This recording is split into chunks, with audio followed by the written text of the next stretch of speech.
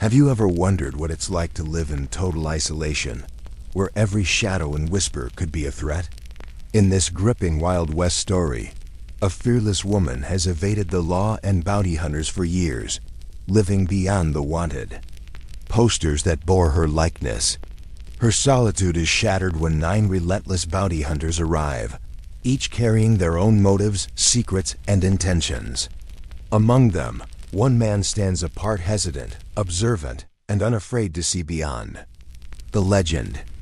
This story unfolds across the sun-scorched deserts, lonely ridges, and dusty valleys of the frontier, capturing the tension, drama, and unexpected human connections that arise when survival, trust, and compassion collide. Experience the suspenseful. Standoffs, emotional encounters, and ultimate choices that define life on the edge of the law. Witness how one unexpected decision can alter destinies forever in the unforgiving landscape of the Wild West. Will she trust him, or will solitude remain her only companion? Every scene is rich with cinematic tension, making this a story you can't turn away from. She had lived beyond the edges of town, where the wanted posters eventually stopped showing her face, where the lawmen gave up searching, and where the desert wind carried secrets instead of gossip. The woman had no name anymore, at least not one that was spoken aloud. To the world she was only the shadow of a legend, a ghost on tattered paper nailed to posts that were left to rot and peel in the sun. The cabin she lived in was not much more than scorched timber and stubborn stone that refused to collapse entirely. And yet, she rebuilt enough to keep herself alive, patching the roof with hides, sealing the windows with cloth, keeping the hearth smoldering at night so that the coyotes would circle but never cross. There were whispers of who she had been, a gunslinger, a thief, a widow turned outlaw, but none of it mattered here, where the silence was her only companion and the desert her only jury. Each evening she walked past the shredded remnants of old posters nailed to the broken fence, watching her younger face fade into oblivion, her eyes painted with ink that never captured the weight of who she had truly been. She told herself she was safe, that the world had moved on, that bounty hunters had lost interest. But still she kept the rifle across her knees when she sat at the doorway and listened to the wind. One night, as the crimson horizon dimmed and the coyotes went silent, she felt it before she saw it. A vibration in the earth, the rhythm of hooves, steady and deliberate. Not the wandering kind, but the hunting kind. Dust rose on the far ridge, 9 figures cut against the dying light, each moving with the patience of men who knew exactly what they sought. Her hand tightened on the rifle, though she did not raise it yet.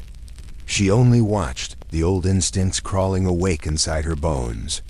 She had lived beyond the wanted posters for years, but now it seemed the posters had finally caught up. And among the 9 riders, she thought she saw one who sat straighter than the rest, who did not ride like a man eager for money, but like one bound by something heavier. She wondered then, had they come to kill her, to drag her back, or had one of them come to stay? Who do you think that one rider is? A hunter, an ally, or someone from her forgotten past? The second evening in town brought no peace. She moved quietly along the warped wooden sidewalks, her boots clicking against the planks, her breath caught between the smell of whiskey, gun oil, and smoke. Torn posters flapped on every wall. Their ink faded, their edges curled, yet her own face remained on them, drawn in charcoal with a reward scrawled below. Some she tore down with a sharp rip, stuffing them beneath her coat. Others she left hanging, too many to gather before eyes began following her. She was an unknown here. They remembered stories of her, half whispered at saloons, and though no one said her name aloud, the bounty was enough to keep their silence pressed tight as coins. Beyond the saloon doors, she saw them, 9 shadows, leaning over a single table, their hats pulled low, their coats dusted with travel. Bounty hunters. Men who lived on the trail of others' sins, carrying rope and rifles in exchange for silver. Their voices were low, but their presence heavy. filling the air with something sharp and unspoken. She paused at the threshold, the flickering lamplight brushing against her face, then moved past before they could lift their eyes fully. The streets thinned with nightfall. A piano hammered a sorrowful tune inside the saloon, laughter punctuated by the slam of cards on wood. Yet behind that laughter, behind every closed door, she felt their awareness. A town waiting to see who would move first. She went to the livery stable, her horse restless as she brushed its coat. It smelled of hay and leather, familiar enough to steady her thoughts. She whispered under her breath, words meant more for herself than the animal. Keep calm, keep quiet, keep breathing. But even here she wasn't alone. A boy no older than 12 lingered by the doorway, staring at her with eyes too sharp for his age. He said nothing, only watched, and when she tied the horse down, he ran off into the darkness, no doubt carrying word to the men inside. Her pulse quickened. There was no outrunning 9 riders, not tonight, not across a land this exposed. She needed more than her horse. She needed time, and time was running thin. The moon climbed above the rooftops, pale and cold. Somewhere down the street, a gunshot cracked the silence, followed by silence that was somehow heavier. She knew what it meant. They were stirring, testing the town, shaking it awake. Every sound carried weight now, the clink of a spur, the creak of boots on timber, the hush of whispers slipping under doors. She gathered her coat tight, the revolver heavy against her side, and walked back into the night with the bitter knowledge that by dawn, they would all be looking for her, and one of them, maybe only one, might not leave. The silence of the desert night was deceptive. It seemed endless, yet underneath its vast stillness pulsed the steady rhythm of danger. She sat inside her cabin, the lantern light soft against the old wooden walls, flickering as though it too sensed the unease pressing in from the darkness outside. Every creak of the timber seemed to whisper of betrayal. Her rifle lay across her knees, her calloused fingers brushing against the worn stock as though touching an old friend. Through the thin cracks in the shutters, she could see them, the 9 bounty hunters who had ridden in on horses thick with dust and hunger. They were gathered around a fire now, their voices carrying low across the desert air, carried and twisted by the wind into indistinct murmurs. But one man sat apart, not with them but not far, his eyes fixed on her cabin as if it was a beacon. He had been following for longer than she could guess. Her thoughts pulled back through the years, back to the wanted posters that had haunted every saloon and trading post within 300 miles. Posters with her face sketched in ink that made her look older, harder, and guiltier than she had ever been. She had not asked for that life, but it had taken her all the same. Those papers, nailed into wood and handed from one desperate outlaw to another, had painted her a villain in stories she had never written. A bank robbery she had not planned. A man's death she had not caused. Yet her name, scrawled beneath those words, had been carried by riders across the plains like a curse. She had lived beyond them, beyond their lies, beyond their reach for so long she sometimes forgot the shape of her own face. But tonight, as the firelight flickered on the faces of 9 men sworn to bring her in, the past had returned, patient and merciless. She shifted her weight, leaning forward, listening to the cadence of their voices. It wasn't just money that drove them. It was the way some men clung to a hunt, to the taste of triumph, as if it was the only thing that gave them meaning. But the man who sat apart was different. His silence carried weight. He didn't need to shout, didn't need to spit into the fire or boast about what they would do when dawn came. He simply watched. And though she couldn't see his eyes clearly in the shadow of his hat, she felt the certainty of them steady, fixed, unblinking. He wasn't looking for glory. He was looking for her. The desert outside whispered with wind. A coyote howled somewhere on the ridge, a lonely sound that seemed to stretch across eternity. She exhaled slowly, her breath catching as though even the act of breathing might give her away. For years she had hidden here, beyond the reach of lawmen, beyond the whispers of townsfolk. But now the hunt had come to her doorstep, in the form of 9 men with guns, and one with a gaze she could not shake. Her heart knew that this night would carve itself into her life like a scar. She thought of the cabin, the walls built by her hands, the table where she had eaten alone, the bed where she had laid her rifle beside her instead of another soul. Everything in this place was hers, yet everything tonight seemed fragile, as if one bullet could shatter the illusion she had built. She traced her finger across the rifle's barrel, whispering a silent prayer to no one in particular. She wasn't afraid of dying, not anymore. What she feared was being dragged back into the stories told on wanted posters, stories that painted her as something less than human. She would not let them define her again. The fire crackled outside. One of the bounty hunters laughed, a sharp, grating sound that echoed across the desert. But the man apart never moved. He only tilted his head, as though listening to something beyond the night itself, as though he was waiting for her to make the first move. And in that moment, as she met the unseen weight of his gaze through the darkness, she knew this wasn't just a hunt. This was a reckoning. The fire had burned down to embers, and the desert night carried with it a chill that settled in the bones. Sarah sat cross-legged near the smoldering coals, her eyes following the rise and fall of sparks as they drifted upward into the sky. Across the firelight, the 9 bounty hunters lounged in silence. Some leaned against their saddles, some sharpened knives, and others seemed to watch her with a mixture of suspicion and calculation, as though measuring her usefulness against the weight of her wanted posters. She had no illusions about them.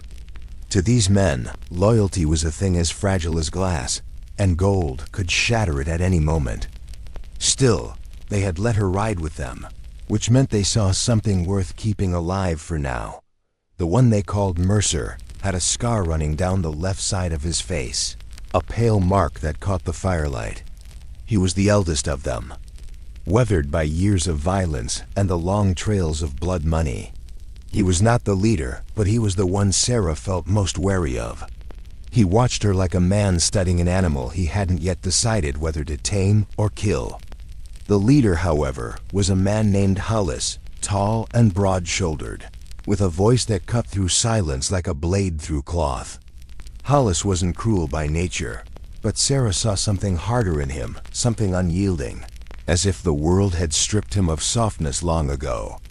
He had given her food, water, and a place by the fire, but none of that meant safety. Her wanted posters had painted her as dangerous murderer, thief, ghost of the borderlands. In truth, she had never killed for pleasure, but blood had been spilled, and lawmen and hunters alike had twisted her story into something worth chasing. Sarah knew the game. They didn't care for truth. Truth didn't buy bullets or bread. Only coin did dot as the fire sputtered. She pulled her coat tighter and let her mind drift to the cabin she had once called home, back beyond the canyons where the wind whispered through the cracks in the wood. It had been her prison and her refuge, a place haunted not by spirits, but by silence. She had left it behind, but pieces of it clung to her still, lingering in her heart like ashes that refused to fade. From the shadows, a voice broke the stillness. "You don't look like the posters," one of the younger men muttered. His name was Wren, barely more than a boy with eyes too wide for this life. "They said you were taller, meaner." Sarah didn't answer at once. Instead, she let the silence stretch until it became uncomfortable. Finally, she said, "Paper doesn't know a soul. It only prints what men want to believe." That earned a low chuckle from Hollis, though it died quickly in the dry air. He leaned forward, elbows resting on his knees, eyes fixed on her. "Maybe so. But every poster, every story, every whisper, they're all worth the same to men like U.S. And you? You're worth enough to make 9 men ride across the desert." His words weighed heavy, not because of their truth, but because of the implication. She was not a companion. She was a prize walking beside them. and a prize could be claimed at any moment. The fire cracked, sending sparks upward. Sarah glanced at each face, memorizing them. Mercer, with his scar and eyes like flint. Wren, too young, too curious. Hollis, carrying authority like a burden rather than a gift. And the others hard men carved from the frontier, men whose laughter was brittle and whose silences were longer than the roads they traveled. They were bounty hunters, and she was their quarry. Even if they hadn't yet said it aloud. As the night deepened, Sarah lay down with her coat beneath her head, one hand resting near the knife she kept hidden. Sleep would not come easily, not with 9 wolves circling the fire. Yet, as her eyes drifted shut, a strange thought came to her, a thought she would not speak. Among the 9, one man had not watched her with hunger or suspicion, but with something quieter. She didn't yet know his name, but his gaze had lingered differently, not as a hunter, but as someone who saw more than the bounty inked in fading. Letters. She told herself it was nothing. She told herself not to believe in ghosts of kindness. But in the silence of the night, when the desert held its breath, she wondered if one of them might stay. The days after the first confrontation with the bounty hunters stretched into something both unbearable and heavy with anticipation. The cabin, once her refuge, felt like a stage now, its rough walls soaked in the tension of waiting for footsteps outside. Every sound of wind against the wood, every faint snap of a branch, carried the suggestion of them, those 9 men who had appeared out of nowhere with her name on their lips and her face in their memory. But it was not only fear that lingered in her chest. It was the sting of old choices. Beyond the wanted posters that carried her likeness, beyond the crude drawings nailed in towns she had not walked through in years, was the story of why she ran and why the price on her head had grown higher with each retelling. Yet here, in the quiet, she remembered another truth, the night she chose survival over surrender, and how it had followed her like a shadow. On the 3rd evening, as the sun collapsed into blood-orange clouds, she saw them again, 9 silhouettes, stretching long across the barren ground. Their horses moved like dark stains against the land, restless with hunger and impatience. They did not ride directly to the cabin, but circled the edge of her world, a vulture's dance that promised inevitability. One dismounted broad-shouldered, with a hat pulled low and a stride too calm to be harmless. He pressed a piece of paper against a weathered post near the trail, her wanted poster, torn at the edges, fluttering violently in the wind. She watched from the shadows of the window, her rifle tight in her arms, the ink of her own face glaring back at her in the twilight. She remembered how that likeness had first been drawn not by truth, but by rumor. Inside, her breath rattled like dry leaves. She thought of running, though she had nowhere left to run. She thought of fighting, though 9 was too many for one. And then her eyes caught the smallest detail. When the wind tilted the poster just right, she saw a mark in the corner. It wasn't official. It wasn't the sheriff's stamp. It was a small symbol, scratched in by hand, like a secret meant only for her. Whoever had written it knew something of her past, something not even the bounty hunters might understand. That mark burned itself into her mind, shifting her fear into something sharper. For the first time since their arrival, she wondered if the danger outside wasn't the greatest one she faced. Perhaps it was the ghost of the truth that the posters themselves carried. And as night sank over the desert, she knew they would return. The question was whether she would step forward into their circle, or wait for them to set fire to the walls around her. The fire outside the cabin had burned low, sending up only occasional sparks that floated into the night air before vanishing into the dark. Her boots pressed into the dust, her hand never far from the rifle propped against her knee.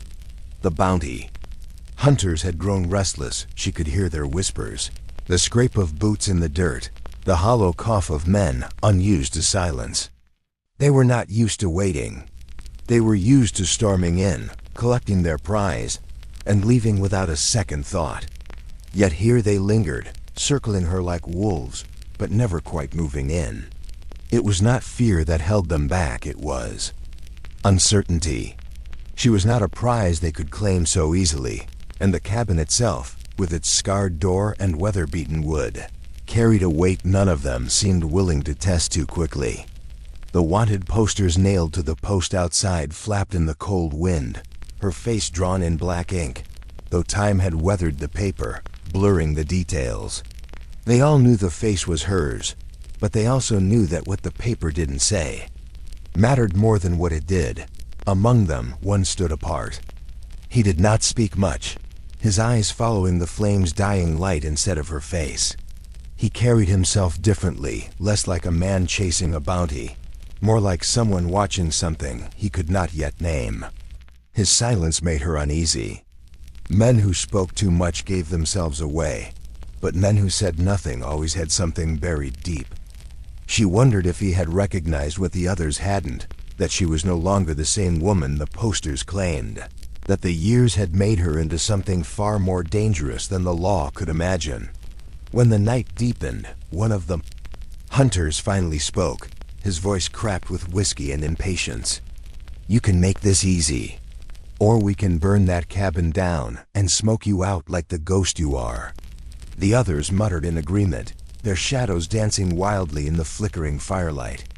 She didn't move, didn't even flinch, just let her hand rest on the rifle and her gaze stay steady on the one who had threatened her. "If you think I'll burn with it," she said softly, her voice carrying through the night air with chilling calm, "then you've never known the kind of woman who survives beyond her own name." Her words froze the men into silence, if only for a moment, but it was long enough. She saw it, the faintest flicker in the eyes of the one who stood apart. Not fear, not doubt, something else. Something she couldn't yet trust, but maybe needed more than she dared admit. The fire sputtered again, and the world seemed to narrow to the sound of cracking wood and the steady hum of the desert wind. She knew something was shifting. Whether it was in the hearts of her enemies, or in the ghosts that clung to her name, she could not yet tell. But she would. The wind carried grit across the canyon floor, whispering like the voices of the dead. She stood there, framed against the stone, her breath ragged, her hands trembling though the rifle did not falter in its aim. The bounty hunters had not attacked yet. They circled instead, their horses' hooves grinding against gravel, their shadows thrown long by the last light of the setting sun. Each face was cut from rock and weathered by miles of pursuit, their eyes sharp, searching, yet cautious. They had tracked her this far, beyond the towns, beyond the law, into a place where only silence and dust reigned. But here, hesitation grew among them. They expected fear from her. They expected surrender. Instead, she had become something else entirely, an echo of the land itself, carved out by loss and hardened by solitude. 8 of them sat in their saddles like wolves waiting to strike. The 9th was different. He dismounted slowly, his boots sinking into the sand, his gaze softer but no less steady. She saw it then, the hesitation, the crack in the mask he wore. He knew something about her, or perhaps about himself.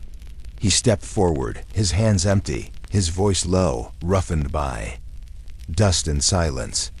"We don't have to do this," he said, not to her but to the others. They shifted, restless, suspicion sparking between them. Loyalty among bounty hunters was as fragile as glass, and cracks spread fast under pressure. She tightened her grip on the rifle, her heartbeat thunder in her ears. She wanted to believe him, but the memory of chains and flames lingered behind her eyes. They had come too far for mercy to be real. "Then why are you here?" she asked, her voice carrying across the canyon like a blade. His jaw tightened, eyes narrowing, and in that moment she understood. He was caught between the hunt and something deeper, something nameless. The others snarled their discontent, their leader barking orders. The canyon filled with shouts, the weight of violence trembling in the air. But within that storm, there was one man who didn't move with the rest. One man who looked at her not as prey, but as someone standing on the same edge he feared to cross. The saloon had become a place of uneasy truce, the kind of truce that held together not by trust but by exhaustion.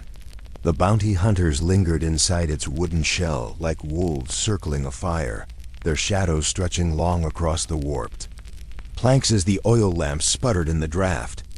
Every so often, a chair creaked or a glass clinked, the sound amplified in the silence that hung like a noose. She sat at the center of it all, her revolver lying quiet and polished beside the glass. She hadn't touched in hours. Her eyes flicked from one man to the next, studying the way their hands hovered too close to their belts, the way their jaws clenched when they caught her watching. The wanted posters had painted her as a phantom, but tonight she felt more human than she ever had, fragile, cornered, alive. Outside, the desert wind howled, carrying dust against the thin walls as if nature itself wanted to join the standoff. Words were rare, exchanged in brittle fragments, bargains that cracked before they could be finished. One of them, the youngest, stared at her not with hatred, but with something like curiosity, as though he wondered if the woman behind the legend was someone worth believing in. She held his gaze only for a moment before shifting back to the others. She couldn't afford softness, not here. The hours bled together until the lamps burned low and the night felt endless, the air thick with gunpowder waiting for a spark. It wasn't a matter of if a shot would be fired, but when. And she knew, with the sharp clarity of a woman who had lived too long in the crosshairs, that when the silence finally broke, the saloon would either bury her or crown her with another layer of myth, one more story to be passed between men who had never known her name but spoke it anyway, as if it had always belonged to the dust and the dead. The days had worn her thin, but the nights carried heavier weight. That evening, as dusk stretched itself across the plains in long purple shadows, she stood at the threshold of the cabin, the lantern's light quivering in her hand. Behind her, the 9 bounty hunters had settled into uneasy silence. Their voices were hushed, their fire low, but their presence pressed against her ribs like an iron band. One of them, always one, lingered closer, as though tethered to her not by coin, but by something unspoken. His eyes did not dart like the others, measuring her worth against gold and the violence it might demand. Instead, he studied her as if she were a figure from a memory, blurred, but stubbornly real. The others sharpened knives, cleaned guns, exchanged looks that smelled of suspicion and hunger. She knew they carried stories, like she did. Stories of betrayal, blood, names etched on paper more permanent than their flesh. But this one man, the one who stayed near, carried something else, hesitation. She caught it in the way his hand faltered when reaching for his flask, in the way his jaw tightened when her name, or the name they thought she carried, passed from another's lips. The desert beyond seemed to lean in, listening. Coyotes cried against the fading horizon, their howls stitching the silence with threads of warning. The cabin groaned in the wind, old wood remembering storms it had once endured.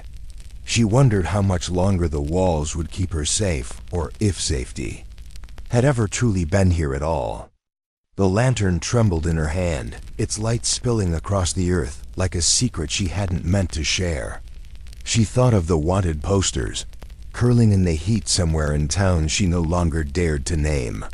They bore her likeness, or the shadow of it, eyes cold, jaw set, a woman marked by crimes real or imagined, yet none of them carried the truth. And as she looked at the firelit faces of the men who hunted her, she realized they might never care to know it. Still, his gaze just as held a question. She did not know if she wanted to answer. She did not know if she could.